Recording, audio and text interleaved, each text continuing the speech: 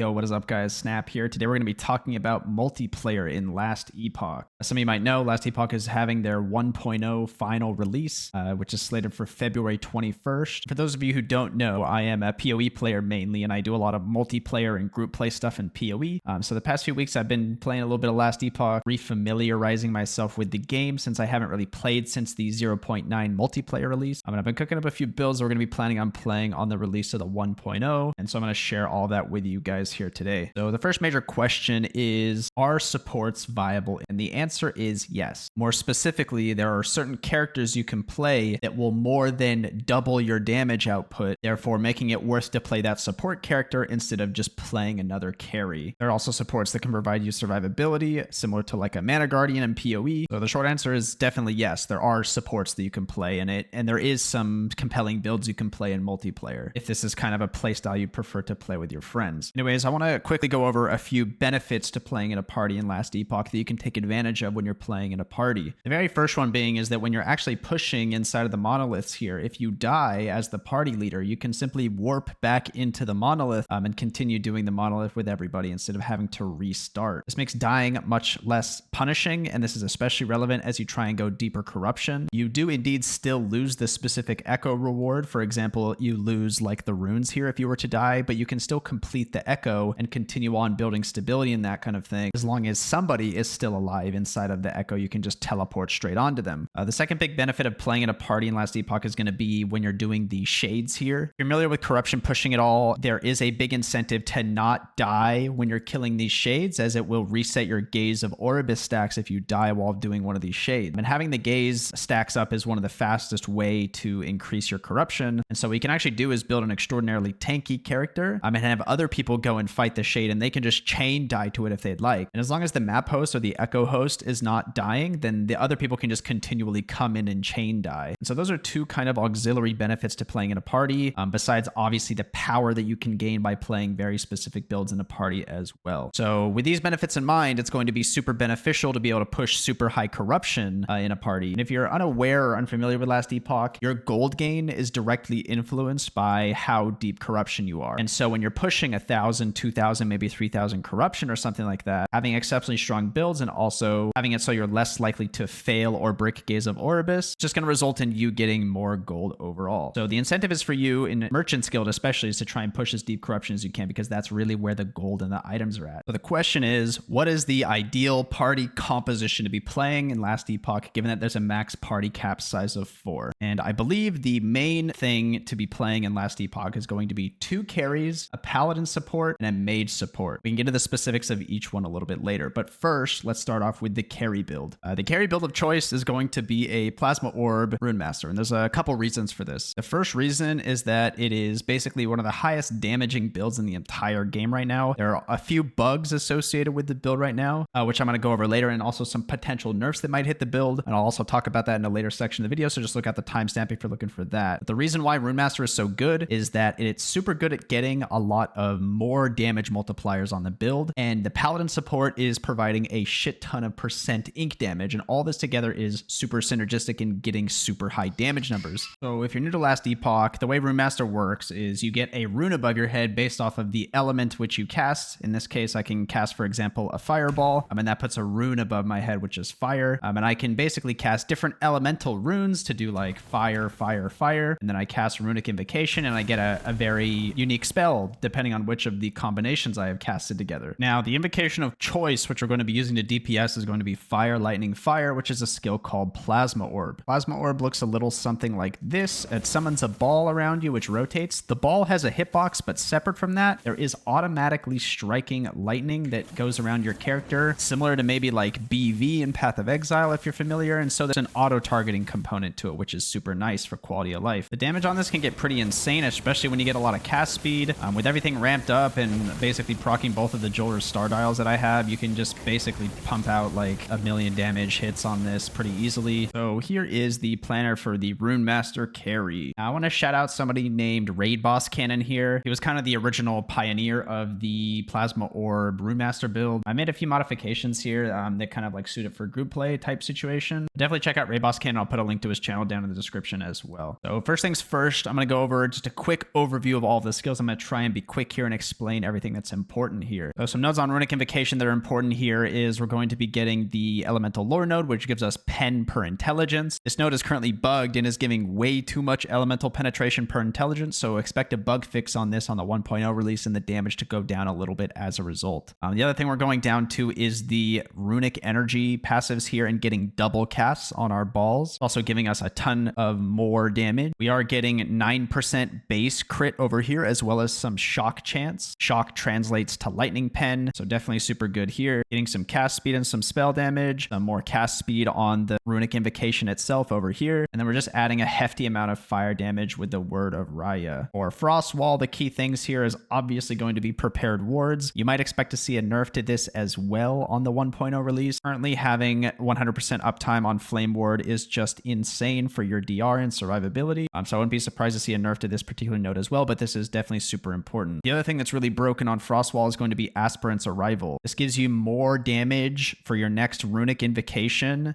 for each second the wall has existed before you walk through it. If you double cast the wall really quickly to give yourself instant Flame Ward, this will just be a flat 30% more damage, which is pretty good for a supplemental skill. And then the next thing here is it's giving you haste and frenzy for 4 seconds, which is insane utility. And the last thing you're coming down here for is just getting the Frost Wall moves node so that you can move the Frost Wall around instead of making a completely new one every time you have to recast it. And then you get a little bit of duration here as well. We're speccing teleport here mainly because, you know, teleport getting a lower cooldown is also super nice. On top of that, it's giving us 250 armor and it's giving us a ton of ward retention. And as ward is our primary EHP layer, having this ward retention up and then also having it persist after the teleport goes for 4 seconds is going to be super nice for the uptime on the ward retention. Flame Ward is the 4th skill we spec here. Flame Ward is just Flame Ward, man. It gives you 30% less damage taken, and then if you spec these nodes, it's an additional 30% less damage taken with a 40% less hit damage taken. And on top of all that, it gives us 1,000 armor. Basically, if this is up, you're just immortal, and then, you know, you're putting up the Frost Wall, giving yourself perma Flame Ward, you are just immortal. If we see a nerf to Frost Wall not giving us 100% uptime here on the Flame Ward, you would build this tree a little bit differently to try and give yourself multiple charges of the Flame Ward. But yeah, we're just gonna have to see on that. And Rune Bolt is the last thing we're specking here. Rune Bolt gives you an insane amount of utility and is honestly a really crazy skill here, and it kind of rounds out the build. So the first thing Rune Bolt does is it lets us actually cast our invocation. So Rune Bolt by default will always cast in a set order, which is fire, lightning, cold. However, all of the nodes up here at the top left can manipulate the sequence in which it casts. And so you can actually get your Rune Bolt to cast in the specific order you want, which is going to be fire, lightning, fire.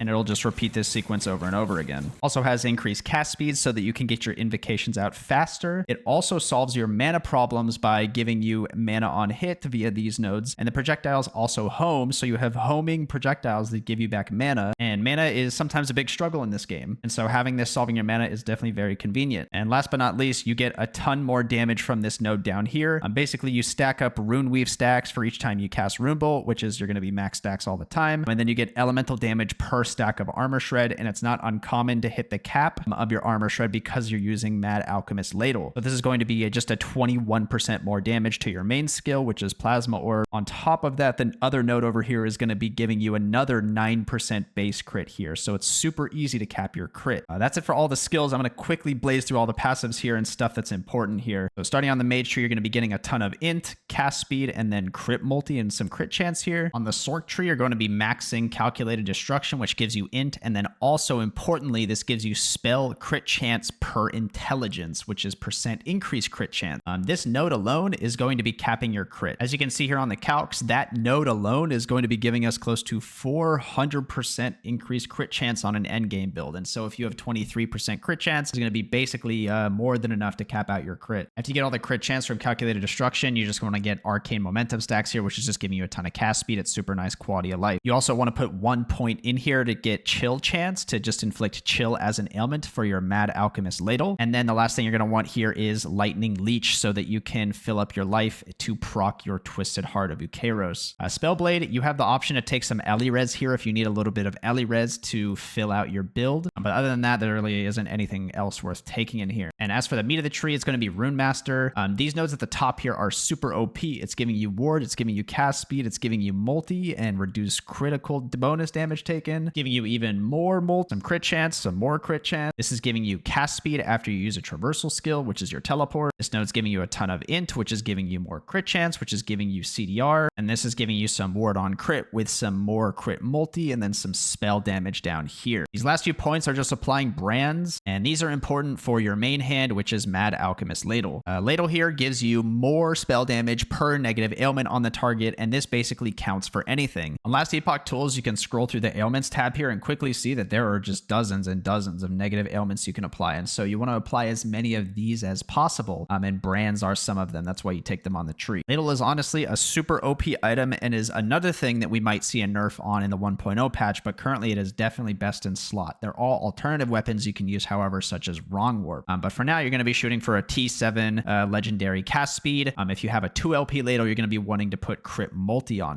Currently, there is no other item that competes with this slot, especially in a group because of the amount of more multipliers. It also gives you just a ton of cast speed, and since you're stacking int, this is giving you cast speed. You can kind of see how int is just a crazy stat on this build because it's giving you not only CDR, it's giving you crit chance, it's giving you cast speed, it's giving you penetration. So int is basically one of the most important things you can get on this build. So Mad Alchemist Ladle, definitely a really key part to the damage in the build. Now, the next thing we're going to talk about is the chest piece here. Obviously, we just want T7 int if you can get it on the legendary. And you look at this item and there's just a wall of text, but the two important things that we care about here are the levels to the runic invocation, and then the second to last line, which reads 3% more damage per dexterity for invocations with Gone as their second rune.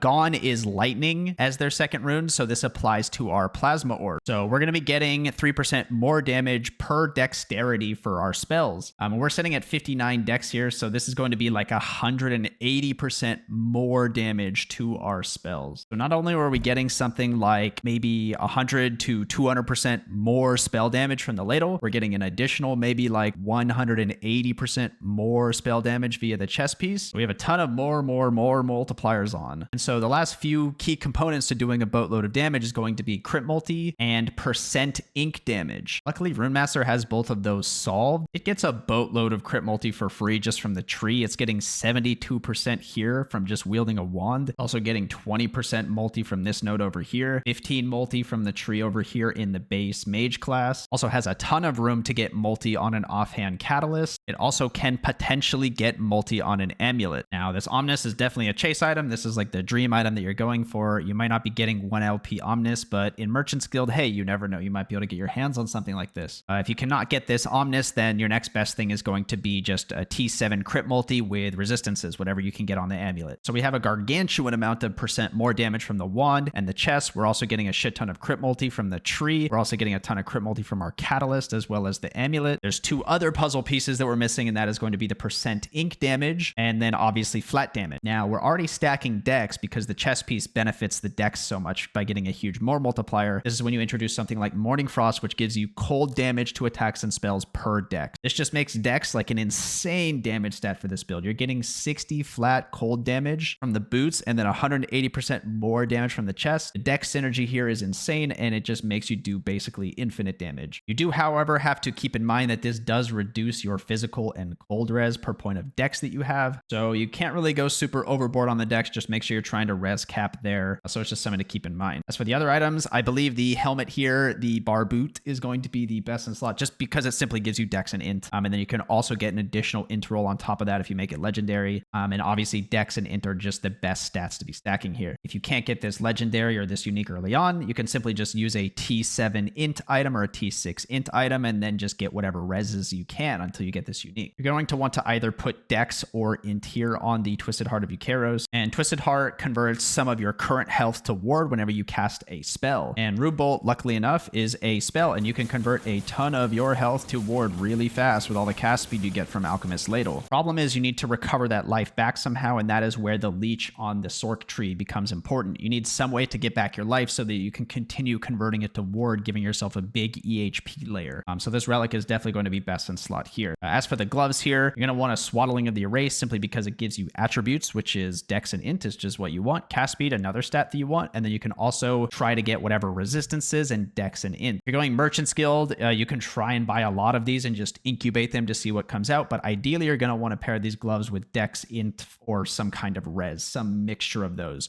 You can also try and get crit avoidance here. You do get 48% crit reduction from this node on the tree, and so you can try to round out your crit reduction here on the gloves. It's a pretty good place to get it. As for the belt, you have a few choices. It's honestly probably one of your most flexible slots here. One of the more powerful things on Mage is getting the experimental mod, which is seconds of traversal skill cooldown per potion used. And you can basically teleport and then chug a potion, maybe 2 potions, and then you'll have another teleport ready to go, and you can kind of just fly around the map. I personally would opt for a scavenger because it's easier to get higher LP numbers on it, which means you could perhaps put an additional resistance that you're sorely in need of because you're using Morning Frost. The other option, however, is to just go Jungle Queens and then try and get a 1 mod experimental mod with LP. But I don't think you'd be realistically being able to get 2 LP on the Jungle Queens chaps here. So I would maybe opt for scavenger with 2 LP and get a little bit of extra res. I think it makes the build a little bit easier to put together, especially if you're trying to go for a little bit higher dex. Last thing is the rings. You actually have a lot of flexibility here with the rings. I think a super strong option early on is Jorah's Star Dial.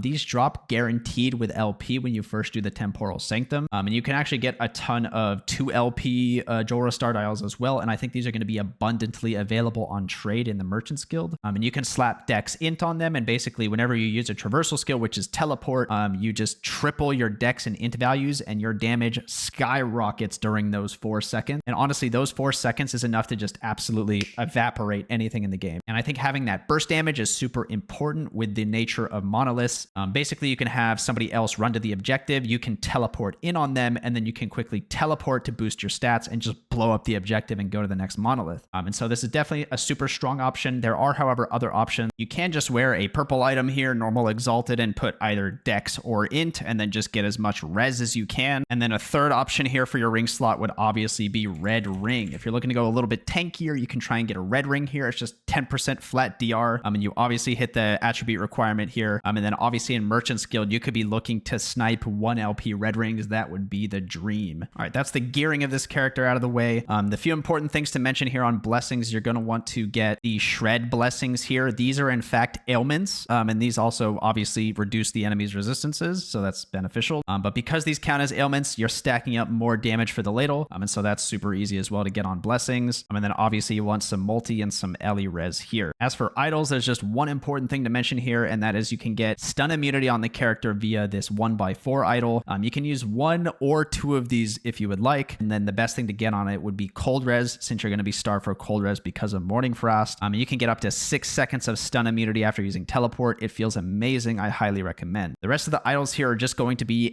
basically whatever mixed resistances you can get. Just try to get as high of resistances as you can. And then as for prefixes, you can either get ward retention or life. And so these should be pretty self-explanatory here. One quick thing about the Runemaster build is there is one more spell that is definitely worth casting, which is a different invocation, which is going to be Cold Fire Cold. And this is a spell called Reo Wind's Frostguard. Basically, it just gives you a fuck ton of ward. It just gives you ward over time. It's a shit ton, and it's definitely worth casting. And you can actually put a dummy fireball on your bar here, because you actually do not need to have flame ward on your bar because you're proccing it via frost wall. This allows you to do specifically a cold fire cold, and then have the frost guard up at all times. And then you can basically cast your normal invocation sequence and not have it be interrupted. Yeah, that's enough about Runemaster. Let us move on to the Paladin support we have here. You guys play PoE. Paladin is the true aura bot of this game, and it definitely brings a lot of power to the table if you build it right. So first things first, let's just go over the skills here. And we'll be doing the star of the show, which is actually Javelin. The important note here is Battle Standard, basically, which gives you % increased damage for you and your allies while you're inside of the area of the flag per attunement rating you have. All the other nodes here don't really matter. You get a little bit of duration, sure. You get something that casts smite, whatever. You get some, I guess this is all worthless. Just this node, you get attunement for a % increased damage. You get T7 attunement everywhere you can. This is the highest priority possible here. T7 attunement, you get around 106 attunement on an endgame build. There are 2 versions of Paladin support that you can play. One of them is more geared for speed, monolith clearing, and or boss rushing. And the second one is geared for just absolute tankiness for when you're pushing super deep corruption. And be going over the movement speed version first because I think it's more relevant to the majority of the game, which is going to be monolith pushing and corruption pushing. So with our 106 attunement, we're already starting off with 212% damage on our battle standard to all of our allies. Next skill is going to be sigils. Basically, this is also an aura. Gives your teammates 3 additional fire damage, some health regen, which we don't really care about, and then also 25% 25% damage per sigil. So you get the 25% damage per sigil, and then you grab plus 2 max sigils for a total of 5. So when you have all 5 of the sigils up, you're giving everybody 15% additional fire damage, and then 125% increased damage, which is also nothing to scoff at. Holy Aura is our next skill, and Holy Aura is just Holy Aura. It gives you a bunch of stats. So this gives you another 30% ink damage. It also gives you some res, which is whatever. The main things here is you're picking up a little bit of crit chance, which you probably don't need anyways. But the main thing here is going to be the multi. When you activate the Holy Aura, you're getting double stats for 4 seconds. So this is 30 crit multi when you hit the button, 18% cast speed, which isn't nothing, 80% crit chance, which you probably don't need. Fire Pen is pretty nice because you do a little bit of fire damage via the runic invocation nodes. These nodes here give you a little bit of spell fire damage on top of the sigils giving you a little bit of fire damage, so the Fire Pen isn't worthless here. On top of that, you get a little bit of poison res. You can also cleanse ailments with it. Additionally, you take the Ellie res nodes down here for the support mage, which we're going to talk about a little bit later on from here. Next up is Volatile Reversal. Volatile Reversal is just an insanely broken skill. Basically, you can take the Void Rift at start and then a Void Rift at the end, and then this node here, which gives you 30% increased damage taken to the enemy for each time they're hit by the Volatile Reversal. It is just an insane bonkers 60% more multiplier to the damage the enemy's taking, which is insane utility. Once you take the 2 points here and get the enemy damage taken, you can basically just get some movement speed from your Volatile Reversal. You're also trying to reduce the cooldown as much as possible so you can proc it as many times as possible. Last but not least, you do have to spec shield charge here because you do want to not use a shield, and shield charge is your best mobility skill. So you kind of have to spec this just to grab the no longer having a shield node, and then everything else here is just trash. The mana efficiency does help a little bit though. So this variant of the Paladin Support is built for movement speed. You have a Fiery Dragon shoes here, which has movement speed, movement speed, movement speed. You have the gloves, which give you movement speed, 2 Arboreal Circuits, which is extra movement speed, and then you actually do want to use an Avian Puppet here. It doesn't really matter what mods you get here. You just kind of want the haste and the increased effective haste to be super high roll on the implicits, and then just try and get whatever resistances you can. This is what it looks like in game. You're just kind of a rocket. Nothing can keep up with this build, and it can basically just fly through monoliths if you have a favorable layout. And the reason you build for movement speed is simply so that you can just get through monoliths the fastest. The current meta in Last Epoch is an objective rushing one. You're not necessarily rewarded for killing the monsters. You are rewarded for getting the objective as fast as possible. You want to build an excessive amount of movement speed and then also try to get CDR on your belt and boots if possible, if you can nab yourself a 2 LP Fiery Dragon shoes, but I just don't know how viable that's going to be. Idols doesn't really matter. You can put on a Throne of Ambition because your flag is smiting stuff and it is giving you some armor, but it really doesn't matter. Otherwise, just get a shit ton of health here, some resistances if you need it. These are super flexible, but health is probably going to be your best bang for your buck here. Blessings also doesn't really matter here. You could just get res wherever you get it. You can also get some block chance and block effectiveness, some armor, maybe a second armor here would work as well. You can get this double armor blessing. It's really up to you. As for your main hand here, I think Cleaver Solution is just currently the best thing to be wearing. You can get a ton of strength on the tree and then convert that all to ward, so it's giving you a ton of armor, and then your teammates can actually give you wards, so you have a defensive layer, and having that little bit of ward retention from converting your strength to int is a super good defensive layer as well. As you push into Deep Corruption, you're going to want to transition from a movement speed based character into a more tanky character. At a certain point, the movement speed stuff is going to be gimping your defenses a little bit too much, and the things you could do to increase your defenses here are to go low life. Low life obviously might eat a nerf in the 1.0 patch, but it is currently the best thing to be doing. And the best way to go low life is to get a T7 experimental mod on Frostbite Shackles, and then to stack a bunch of cold res for ward retention alongside Last Steps of the Living and Exsanguinous. You're still doing all the same things as before. You're getting attunement wherever possible, as well as on the boots, but you're just subbing in a bunch of the low life pieces here so that you can get a ton of ward. You're gonna be sitting at around 11, maybe 12k stable ward here before you're doing anything like casting anything. And the mage support is going to be giving you a ton of more ward on top of that. So this is definitely going to be the version you want to go late game when you're pushing corruption and you just want to get as tanky as possible. The late game version is obviously going to be putting on a Bastion of Honor here. You can cap your block here by basically just putting on a cleaver. You're converting your strength to int. You're also getting a ton of blocks. You're getting ward retention. You're getting block chance. You're getting armor. You're getting everything you want here from just stacking strength and then converting it to int. It's a super strong strong combo and probably going to be one of the tankiest ways to build this late game. The build is also sitting on around 880% ward retention with max rolls on all the gear. It's probably going to be more like 750% if you have like just normal gear equipped. Blessing is going to be the same. Just try and get ward retention and some resistances, whatever you need to cap out. And then of course, try to get as much attunement as possible. This build runs a little bit less attunement than the other one, but honestly, damage is less of an issue as survivability when it comes to corruption pushing. So you can probably drop a little bit of attunement, and then you can get a little bit more defenses for this character because it's going to be the primary monolith runner. One last thing to mention here is since you have a shield equipped here, you no longer need to be specializing inside of shield rush. You can hot swap on shield throw if you would prefer. There's a super strong node here on shield throw, which is going to be Aegis. This gives you 500 armor to each ally hit by the shield throw, and this gets scaled by your attunement, 6% per 1 point of attunement. So let's say you get 100 attunement, that's 600 increased effect. You're going to be giving all of your teammates 3k armor, and on top of all of the armor that Runemaster already gets, this is probably going to be putting you near the cap, which is 85% DR on armor. So this is just one thing to keep in mind here.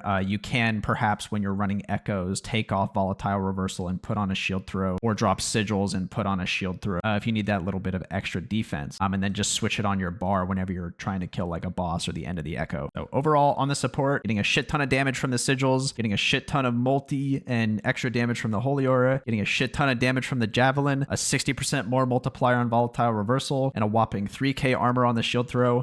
Paladin support definitely has its place in multiplayer, and it's probably by far the strongest build you can play in terms of a support build in Last Epoch. I mentioned early in the video, our team comp for 4-man is going to be double carry, and then a paladin support, and then a mage support. The reason you want to run double carry is because there are tangible benefits to splitting objectives when you're inside monoliths in Last Epoch. A lot of monoliths will have 2 different objectives you need to go kill, and you can simply save time by just splitting up and doing them with 2 different carries. And so I think it is beneficial to have 2 carries just to push up your monolith progression rather than having a third support. There is, however, a compelling second support to play, and that is going to be the support mage. The support mage is also a Runemaster, and it has 3 key pieces of utility that it is leveraging as a support.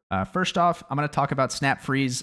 Snap Freeze could very well be nerfed / deleted in the 1.0 patch, but hey, it is in the game, so we're going to talk about it right now. So if you are unaware, Snap Freeze is a skill that has a guaranteed freeze on the target, and you can get the cooldown such that you have 100% uptime on freeze on bosses. There is no sort of DR or anything on bosses or CC, so you can just permanently freeze everything. So here I can spawn this shade and then simply just freeze it, and then I can just stand here forever, and it will never do anything. And you can do this to basically any boss in the entire game. You can just stand here and keep it CC'd forever. Now, obviously that's a little silly, and it might honestly get patched out in the 1.0 patch, but it has existed in the game for around a year or even longer now, and it's still not patched. So if that for some reason is not patched out in the 1.0 release, it is definitely something you want to be doing. However, this is not the only thing that this class is able to do. The main selling point of this character is going to be Glyph of Dominion and a very specific node inside of Glyph of Dominion here, which is Arcane Mirror, as well as Charged Reflections. Concept is simple. You get ward per second per 4% uncapped resistances. There is also a node which gives you a shit ton of resistances. You can see me cast the glyph in game, and it has a pretty massive AoE due to the AoE investment we have. And it's basically going to be giving us an insane amount of ward. I'm sitting here going 19, 20k easily, and I just threw together some trash on this character just to prove the concept of the build here. And yeah, it's super easy to go 20, maybe even 30k ward on a build like this because you can get around 1100, maybe 1200 ward per second to you and your allies, which is just an obscene amount. So that's a major part of the utility of this support. Is it's basically just like a Mana Guardian in Path of Exile. You're giving everybody an insane amount of EHP via ward, and the way you do that is via idols. You can get up to 50 ward per second for you and your allies standing on a glyph, and if you roll 4 of these idols, you can get 200 ward top end on allies that are standing in your glyph, as well as all of the pseudo resistance you can get.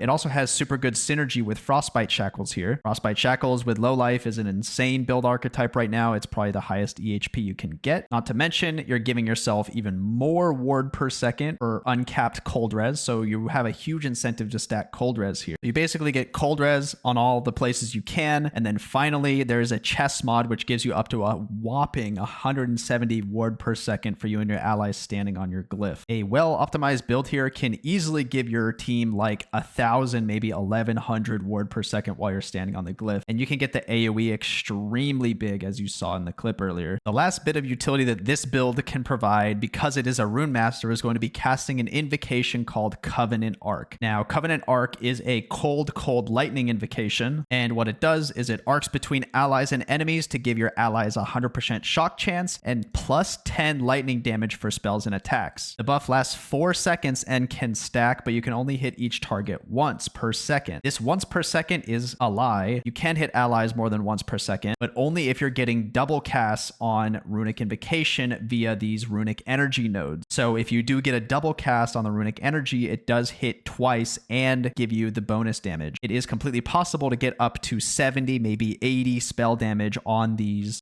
casts to all of your allies if you're getting enough double casts going. So in total, this character is giving your entire team like 1,000, maybe 1,100 ward. It is the sole carrier of Snap Freeze if it doesn't get nerfed to provide perma-stunning to bosses. And then finally, it is going to be casting Covenant Arc here to give a hefty 70, maybe 80 lightning damage to spells and attacks, which is nothing to scoff at. As for the other stuff on the tree, it has kind of the same stuff that the other mages or Runemasters have, in that it's taking teleport for the armor and the cold res, as well as the ward retention down here. And it's also using Rune Bolt to solve its mana problems, as well as giving you the correct invocation order that you can cast your invocation. As for the itemization here, of course, the low life items are going to be best in slot. You can 100% play this as a life-based or even hybrid character. Twisted Heart of Ukeros is also an option. Because this build is casting so much with Rune Bolt, it is converting a bunch. It just doesn't have a great source of leech because it's not doing a ton of damage, so it's going to be a little bit worse than if you were to just go low life and drain your current life instead. Past that, you want to get some CDR just on your boots and maybe your belt so that you can have 100% uptime on Snap Freeze. You're also going to want this set amulet here to have increased duration of Snap Freeze. And then past that, you're just trying to get cold res wherever possible, and int for the ward retention. That's kind of the stats you're looking out for. Additionally, it has a scepter with cast speed equipped instead of a wand because of the passive here in Runemaster that gives you ward retention with a scepter. All of that together is kind of how you're hitting the 20-30k ward with this support, and it definitely provides enough utility to warrant being its own character slot instead of another DPS. All right, last thing I want to talk about is a potential Druid support. Now, Druid offers a few key pieces of utility, but I do not think it is better than having a second DPS in the party simply because of objective splitting. I think it is worse than the other two supports we've already gone over, and I think having a second DPS in the party has its benefits. So if you were to play a third support, this is what you would play, but I do think the proper thing to be doing is to playing two carries. But the Druid does have a lot of utility it can bring to the table, mainly through Warcry. It can give you a ton of crit chance if you need it, which the Runemaster doesn't need. It can also give you 250% increased cold damage for you and your allies, and since you are getting a hefty amount of cold damage added to spells via the boots here, which is Morning Frost, you do a substantial amount of cold damage. And so this 250% in cold damage can go a long way here. There are two main selling points for the Druid support, and that is going to be Entangling Roots as well as Summon Spriggan.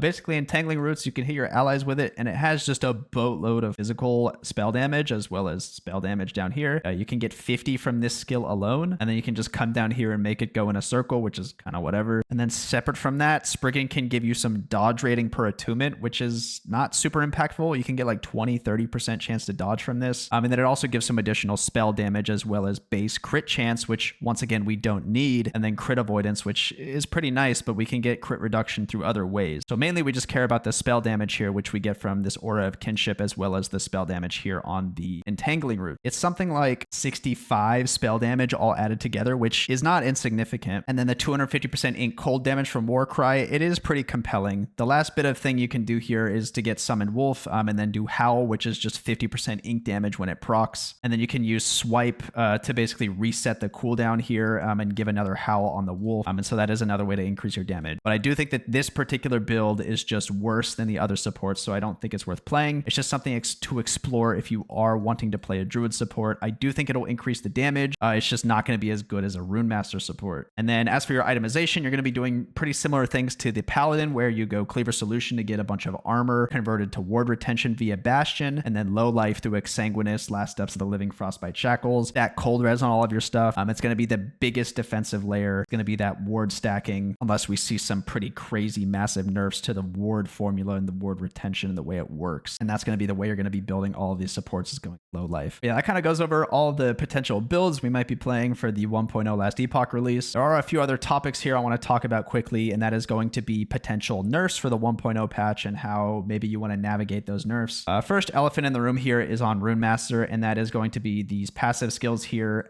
Never Late down here is currently bugged and giving you a 100% crit chance. And so you can build crit in other ways when this inevitably gets fixed. You get an insane amount of percent ink crit chance from calculated destruction here, but the base crit you get from Rune Bolt nodes down here, as well as the Runic Invocation nodes down here, is more than enough to give you capped crit. It's not a big deal when that node gets fixed. The second big thing is elemental lore, of course. When this gets bug fixed, your damage is going to go down quite a bit, but I don't think it's enough to not make Runemaster just an insane pick. Third nerf target here on Runemaster is going to be the Frost Wall Flame Ward interaction. Having 100% uptime on this is just crazy. I do expect to see some kind of changes for this coming in the future, but I don't think the survivability of Runemaster overall is going to be impacted too much, just because it has so many tools at its disposal anyways. Those are kind of the three main things to look out for on this build in terms of nerfs. You also might see a nerf to Alchemist Ladle as well. I think this item is, pretty overtuned. I think a lot of people would agree with that as well. There are, however, other options. For example, Wrong Warp, which is a wand. It's a super good option here if this gets nerfed as well. You are just going to be losing a little bit of cast speed there. I do think if Ladle receives a nerf and it goes from 8% to 4% more spell damage, it'll probably still be best in slot, just because the way the party comp is set up, in that more damage multipliers are going to be the most valuable on the carry. Because the Paladin gives you such an insane amount of percent ink damage, the more damage multiplier is going to win out here. And we might see a nerf to Twisted Heart. Again, this did get nerfed in the most recent patch, but it might eat another nerf, but we'll have to see about that. I'm not too concerned about the Runemaster build. I think even after all the nerfs, it's still going to be one of the best things to be playing in a party because of the way scaling works and because of how nicely the Runemaster can get more damage multipliers to supplement the Paladin's increased damage. So I think Runemaster is still going to be the best pick unless we see some colossal, insane nerfs, but I don't think we'll be seeing that. As for nerfs to the other classes, I don't think we'll be seeing a Paladin nerf.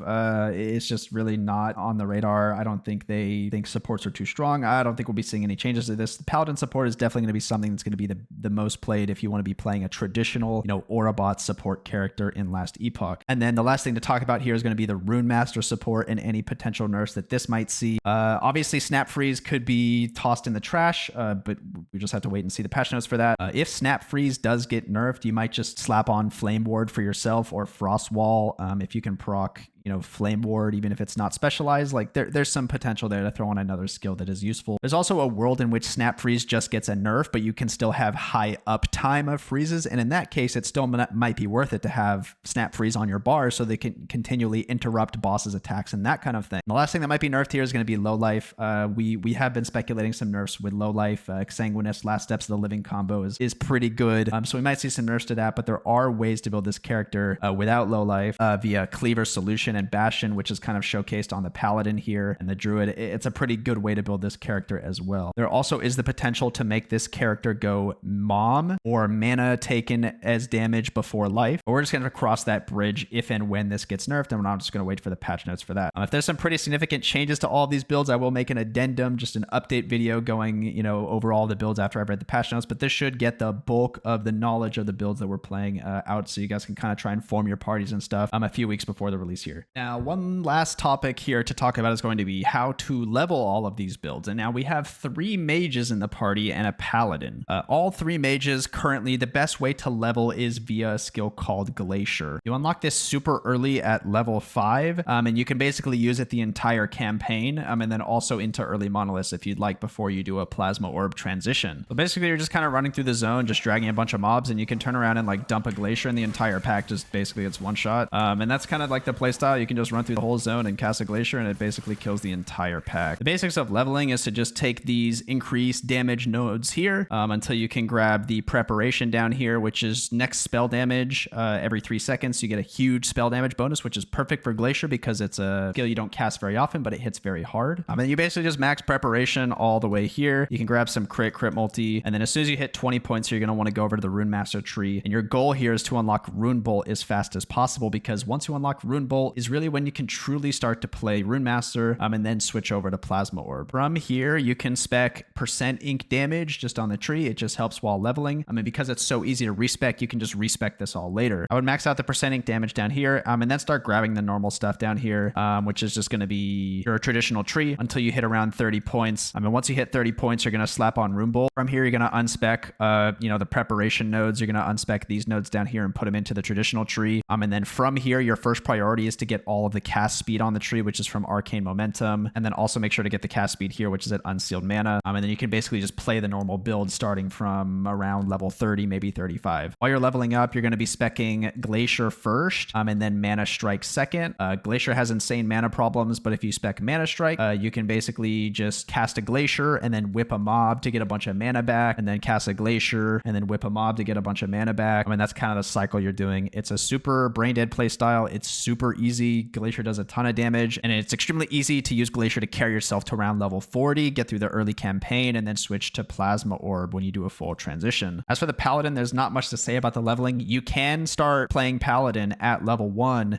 You just take Javelin first, and then you're just basically looking for attunement pieces on gear, because every piece of attunement you get is just adding to that 2% damage. I mean, you can very quickly beeline over here to the battle standard node and just from the get-go start giving your teammates a bunch of extra damage. From there, you take Holy Aura, Volatile Reversal, Sigils. You can play support from level 1 in Last Epoch, and it works out just fine. The main thing is just stack attunement, stack attunement, stack attunement, and you'll be fine. I will be including a filter for all of these builds. Now, this is for my specific team comp with all of the stuff I've laid out. It will highlight every item you want while leveling. It'll highlight all of the staffs you want while leveling at various tiers to make it super easy. And basically, it'll just highlight all of the items that you'd want in a trade league scenario while you're playing this 4-man comp. You can choose to turn on and off rules as you see fit. I'm just including it for people that just want to copy what we're doing, so it's there if you want it. Last thing to talk about, and we're going to wrap this up because this is getting long, and that is going to be the power of GeForce now in Last Epoch. If you want to play multiplayer in Last Epoch and you guys are both not on the same server with less than 20 ping, I 1000% recommend you using a service like GeForce Now to cloud computing. Get yourself as low ping to the server to make your experience better. Unfortunately, there are some insane load times and disconnect issues that plague this game when you're playing from a server that is far away from you. And when I say far away, I'm talking like greater than 30 or 40 ping. I live in Texas, and going to the West Coast server to California, I experience unbearable disconnects and long load screens that are just make the game not fun. You can, however, completely solve this issue by having both of you connect to a data center and remotely play the game via a service like GeForce Now, and you can have a flawless multiplayer experience. And I would highly, highly, highly recommend, if you're planning on playing multiplayer, look into using GeForce Now. It's just going to make your life a lot easier. We know how powerful GeForce Now is coming from PoE. I mean, it absolutely makes a huge difference playing in multiplayer on Last Epoch. If you're having problems with disconnecting, you're having long loading screens and stuff while you're playing multiplayer, highly recommend looking into GeForce Now. It is my #1 tip if you're looking to play multiplayer. And I can't say anything negative about the service. GeForce Now is patron saint. It is a savior, God's savior. And honestly, it is kind of the only thing that makes Last Epoch playable in multiplayer. Yeah, guys, that wraps it up for me. Hopefully you guys are excited as I am about the Last Epoch 1.0 release. I'm excited to be a trade degenerate and make a bunch of gold and buy all my items. And I'm really looking forward to see how the COF versus MG